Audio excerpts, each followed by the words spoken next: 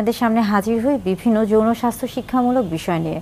তারই ধারাবাহিকতায় আজকে হাজির হয়েছি নারীদের শরীরের কোন অংশে সবচেয়ে বেশি যৌন চাহিদা বা যৌন উত্তেজনা কিংবা যৌন অনুভূতি কাজ করে এই বিষয় নিয়ে কথা বলার জন্যে।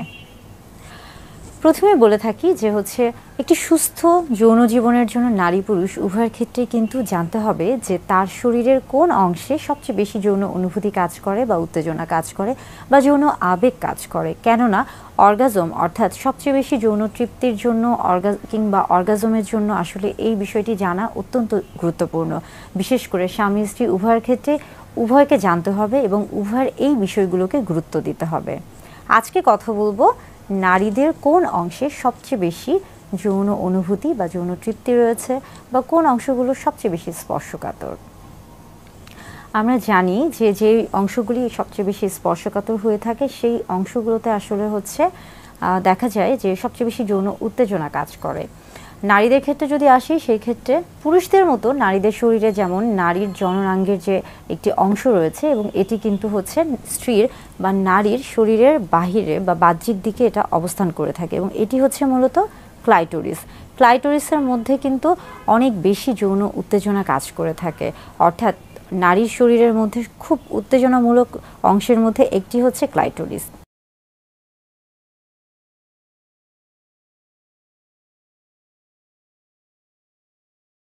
ক্লাইটোরিস ছাড়াও কিন্তু আরও বেশ কিছু অংশ রয়েছে, যেমন আমরা বলে থাকি যে জি স্পট।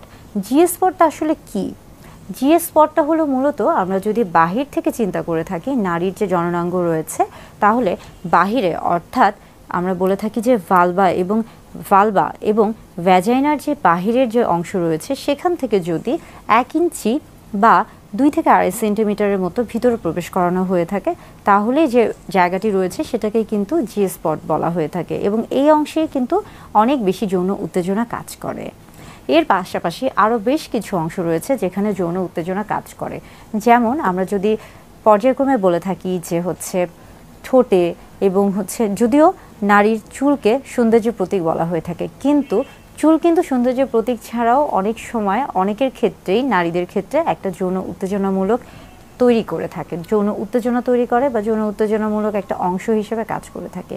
এবং পাশাপাশি দেখা যাচ্ছে যে অনেক নারীর ক্ষেত্রে আমরা বলে থাকি যে গলা বা ঘাড় বা পিঠের যে ত্বকের যে অংশগুলো রয়েছে কিংবা বুক কিংবা কোমর বা কোমরের নিচে বা দুই পাশে এই যে অংশগুলো রয়েছে এই প্রত্যেকটা অংশই কিন্তু অনেক বেশি স্পর্শকাতর। অর্থাৎ নারীর শরীরের বিভিন্ন অংশই স্পর্শকাতর বা বিভিন্ন অংশতেই কিন্তু যৌন উত্তেজনা তৈরি হয়ে থাকে বা যৌন উত্তেজনামূলক অংশ হিসেবে কাজ করে থাকে। তবে এক একজনের শরীরে আসলে সবচেয়ে বেশি কোনটি যৌন উত্তেজনা হিসেবে কাজ করবে বা সবচেয়ে বেশি যৌন উত্তেজক হিসেবে কাজ করবে বা সবচেয়ে বেশি স্পর্শকাতর, এটা আসলে নির্ভর করছে ব্যক্তি স্বাধীনতা বা ব্যক্তির উপর। এটা সম্পূর্ণই ব্যক্তির উপর নির্ভর করছে। তবে বেশিরভাগ ক্ষেত্রে নারীদের ক্ষেত্রে দেখা যাচ্ছে যে ক্লাইটোরিসের সবচেয়ে বেশি যৌন উত্তেজনা কাজ করে এবং সেখানে যদি যৌন উত্তেজনা বা যৌন অনুভূতি দেয়া হয়ে থাকে তাহলে সবচেয়ে সহজে বা দ্রুত অর্গাজম বা যৌন তৃপ্তি পাওয়া সম্ভব হয়ে থাকে। অর্থাৎ বিভিন্ন জায়গাতেই শরীরের বিভিন্ন জায়গাতেই স্পর্শকাতর অংশ রয়েছে এবং প্রত্যেকটি অংশই যৌন উত্তেজনামূলক সহায়ক হিসেবে কাজ করে থাকছে, তবে কারো ক্ষেত্রে কোনোটা বেশি কারো ক্ষেত্রে কোনোটা কম। যৌন উত্তেজনা তৈরির ক্ষেত্রে সবচেয়ে বেশি ভূমিকা কাজ করছে মানসিক এবং শারীরিক যে অবস্থাটি।